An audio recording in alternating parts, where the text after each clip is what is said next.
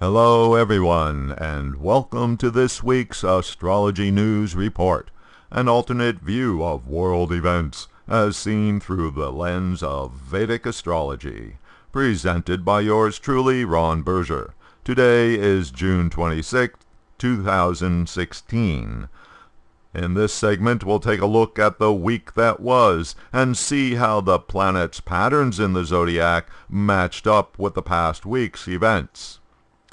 Last Thursday, the people of the United Kingdom went to the polls to make their will known, to leave or to stay in the European Union. For a whole number of reasons, this was considered a crucial event, not just for Britain, but also due to the threat posed to the continued existence of the sometimes fractious union of diverse countries, many of whose members are unhappy with the deal. This pivotal moment was mirrored in the zodiac by a whole bunch of simultaneous, intense astrological combinations. The exact conjunction of Jupiter and Rahu put together the planet of truth and beliefs, with the eclipse point signifying confusion and obsession. Thus we have an obsession with beliefs, which is also confusing the truth. But that's not all. Jupiter is also the energy of opportunity and optimism, and Rahu is an agent of transformation, and both were in exact trine aspect to Pluto. The trine aspect of Jupiter projects an energy that benefits what it contacts. In modern astrology, Pluto is an indicator of mass movements with a Shiva-like quality, causing complete destruction for the purpose of rebirth. Thus, Rahu's transformational energy added to Jupiter's trine aspect gave opportunity and encouragement to Pluto's destructive purpose. Along with that, we had the exact inconjunct aspect between retrograde Mars and Uranus. Retrograde Mars is the energy of action being held back. In other words, frustration. Uranus is the planet of rebellion. The inconjunct aspect sets up a pattern of dissonance and instability.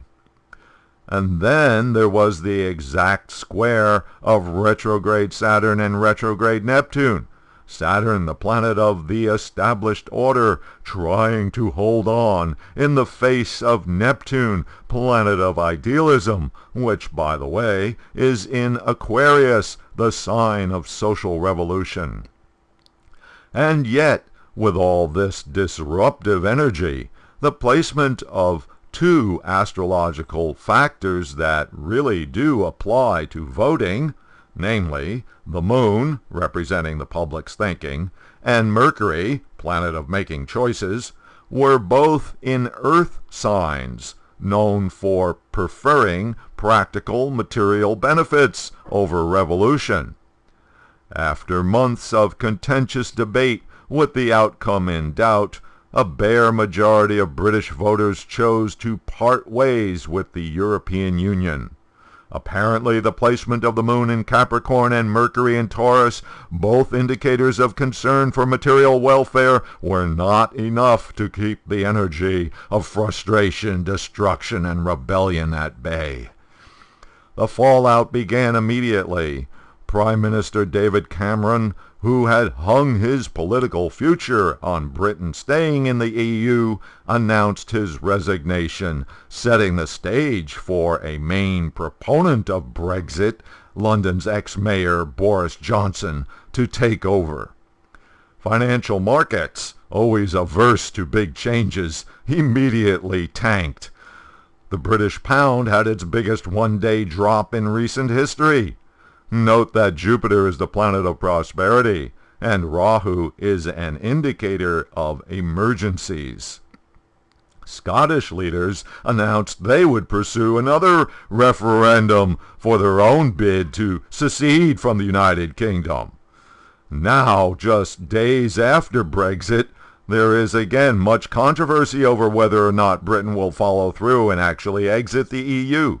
There's even talk of holding another referendum. Or the Parliament could choose to not ratify the vote, since the vote itself is non-binding. Mars, the planet of action, is now stationary, not moving. Uranus, the planet of rebellion, is in transition. So, for now, Britain just dwaddles. Like I've been saying for the past several weeks, this is not a good time for making important decisions. Saturn in Scorpio is interpreted as a forceful, restrictive, and hard-hearted combination. The retrograde condition intensifies Saturn's energy for creating harsh enforcement.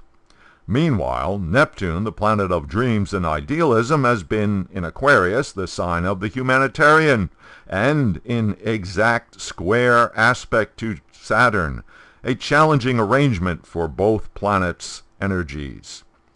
Last week, the Supreme Court handed the Obama administration a severe defeat by deadlocking, and therefore upholding, a lower federal court's ruling to block Obama's decision to give limited legal status to the undocumented immigrant parents of children born in the U.S.